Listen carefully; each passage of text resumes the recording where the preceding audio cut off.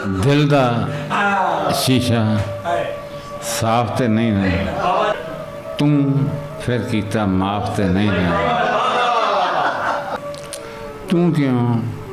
हिजर सजावां देवें तेरे हथ इंसाफ ते नहीं ना तू क्यों हिजर सजावां देवें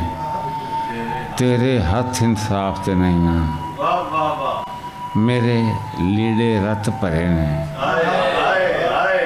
तेरे हथ भी साफ ते नहीं ना